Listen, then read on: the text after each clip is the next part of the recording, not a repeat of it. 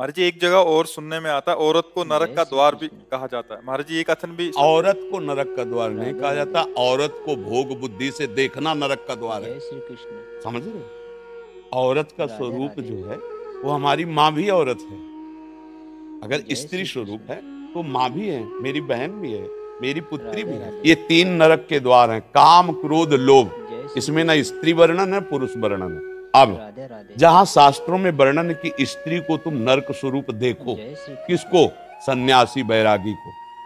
समझ रहे? राधे राधे। तुमने सन्यास लिया, वैराग्य लिया है, अगर तुम किसी स्त्री को भोग रूप देखते हो तो तुम्हारी दुर्गति हो जाएगी। जैसे नरक से भयभीत होता है जीव, ऐसे तू भयभीत रहे, किसी स्त्री को भोग दृष्टि से मत देखना। ये तो बड़ी अच्छी बात है।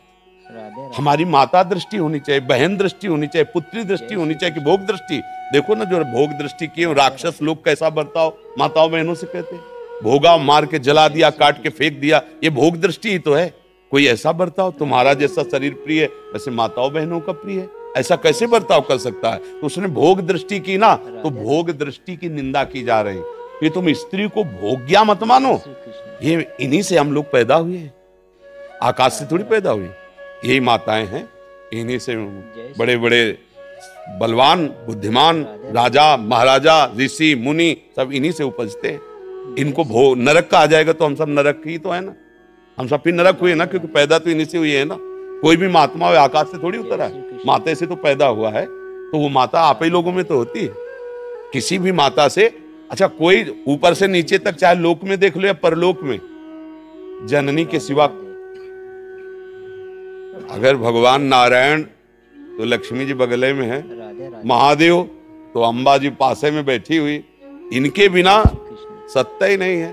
शक्ति के बिना अगर वो मात्रा ऐसे न चढ़े शक्ति की, तो शिव को क्या बोलोगे? सौ। ये शक्ति ही शिव है। ऐसे ही तुम्हारे जीवन की एक साथी स्वरूप बन करके भगवान आए हैं, तुम्हें दुलार करने के लिए, तुम्हें सुख पहुंचाने के लिए। माता की तरह भोजन बना के पत्नी दुलार करती है, मित्र की तरह तुम्हें सही सलाह देकर तुम्हें सुखी करती है, सर्वस्व अपना अर्पण कर। उसको नरक कैसे? हाँ, अभी बताया कि जहां शास्त्र में लिखा उनके लिए। अब तुम वैराग्य ले लिए हो, सन्यास लिए हुए हो, और माताओं बहनों को गंदी दृष्टि से देखोगे तो क्या होगा? नारी नरक का स्वरूप है, ऐसा समझो। किसका? जो तुम भोग दृष्टि कर रहे हो। नहीं तो क्या शास्त्र आदेश करता है? जननी समझानो पर नारी। तुम्हें माता के समान देखना चाहिए। तुम भोग रूप देखते हो, मतलब तुम स्वयं नरक के अधिकारी हो रहे हो केवल देखने मात्र से। उसका भाव समझना। अब ऐसा नहीं कि शास्त्र नारी की निंदा करते हैं, नहीं। किसी भी बहन बेटी को तुम गंदी दृष्टि से देखो, तुम्हारा सम्मान होगा क्या? दृष्टि तुम अपनी बदलो। मतलब तुमने नारी की तरफ भोग दृष्टि से देखा, नरक के अधिकार तुम्हारे फिट हो गए। नरकश नारी मतलब नारी को तुम भोग बुद्धि से देखा, तुम्हारा नरक का बिल पास हो गया है। तो बात समझनी है। अगर उसको ठीक समझ नहीं है तो आपकी बात को गलत ढंग से पेश करके वो फिर निंदा का कारण बन जाता है कि शास्त्रों में नारी की निंदा की। ऐसा नहीं है, सावधानी का वर्णन किया गया। राधे राधे। भगवान श्री राम जब चल रहे हैं तो आगे जानकी जी को चलाते हैं जंगल में। राधे राधे। अगर घर परिवार में कहीं अंदर है तो आगे पति और पीछे पत्नी, लेकिन अगर जंगल है, भयावह स्थिति है, तो आगे पत्नी, पीछे सुदृढ़ उसकी रक्षा के लिए चल रहे। मतलब भाव को समझना है। जैसे कहा जाता है माताओं बहनों के लिए सुरक्षा अति आवश्यक है, आवश्यक है। शास्त्रों में जो कहा गया है कि उद्याने च मद्यपाने च राजद्वारे पितागृहे बिना अज्ञान गंतव्यम वरयाचति वरांगना। वो ब्याह के समय कहा जाता है कि किसी जंगल में बगीचे में कभी अकेले मत घूमना, पति को साथ लेकर ही जाना। जहां कोई मदिरा पिए बैठे हो, गंदे लोग बैठे हो, वहां से अकेले मत जाना, किसी को साथ ले लेना। कभी राज दरबार में अकेले मत जाना, राधे राधे। किसी को साथ लेना। ये सब शास्त्र सुरक्षा के लिए, वो कमजोर या निंदास्पद बात नहीं कह रहे, सुरक्षा की। चलो आप पढ़े लिखे हो, बहुत बढ़िया है, लेकिन चार लोग गंदी वृत्ति वाले मिल गए, अब आपको सहयोग की जरूरत है। आपका स्त्री शरीर है, तो इसीलिए कहा गया कि पति के आज्ञानुसार या दो चार व्यवस्थित ऐसे चलना। अब उसको अगर हम अवहेलना में लेके, भाई नारी भी स्वतंत्र होनी चाहिए। हाँ, पढ़ने लिखने में स्वतंत्र हो, खाओ पियो स्वतंत्र हो, खूब घूमो फिरो अपने परिवार के साथ स्वतंत्र हो। तो इसीलिए जो शास्त्रों में सावधानियां वर्णन वो गलत नहीं है, उनका अर्थ गलत करके आपको बताया जाए तो आपको लगेगा कि शास्त्रों में नारी की निंदा की जा रही। ऐसा नहीं है। पूरे शास्त्रों को भगवत कृपा से जहां तक पढ़े। अब जय जैसे श्री कृष्ण।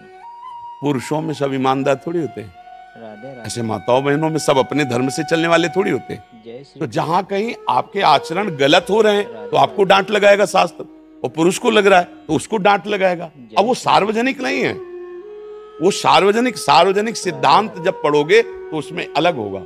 शास्त्र किसी एक का थोड़ी है, तो इसलिए कभी ऐसा ना सोचे कि शास्त्र मनमानी लिखे, कहीं भी संशय हो कभी भी आकर बात कर ली जाए। शास्त्र का ज्ञान होना चाहिए।